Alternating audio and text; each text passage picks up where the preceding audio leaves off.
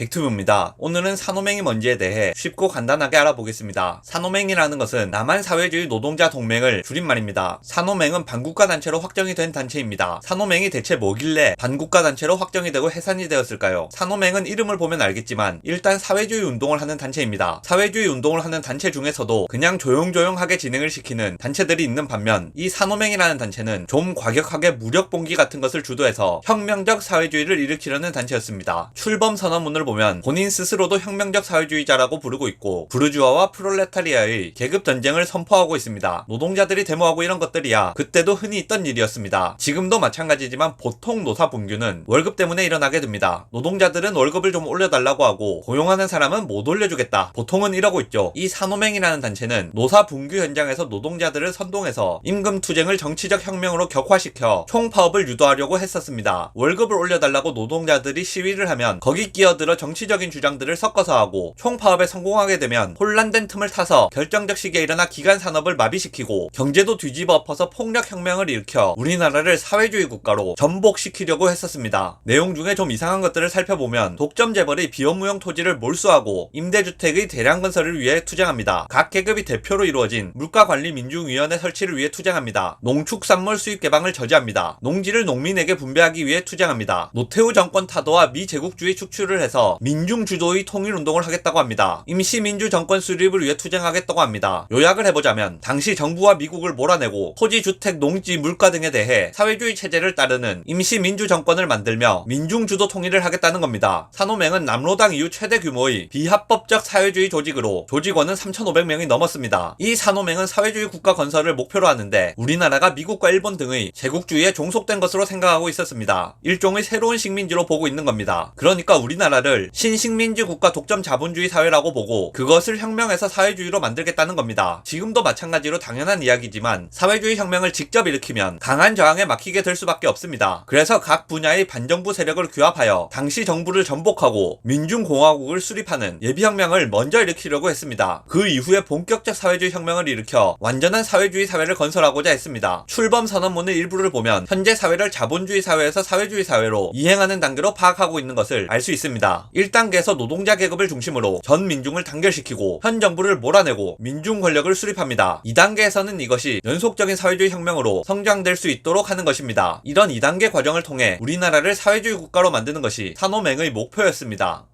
영상 요약하겠습니다. 산호맹이라는 것은 남한사회주의 노동자 동맹을 줄임말이며 반국가 단체입니다. 특히 과격한 무력봉기를 통한 혁명적 사회주의 운동을 하는 단체였습니다. 반미투쟁과 통일투쟁을 병행하면서 민중 세력을 규합하고 당시 정권을 타도한 다음 민중 정권을 수립하고 나라를 갈아엎어 사회주의 국가를 건설하는 것이 목표였던 단체였습니다.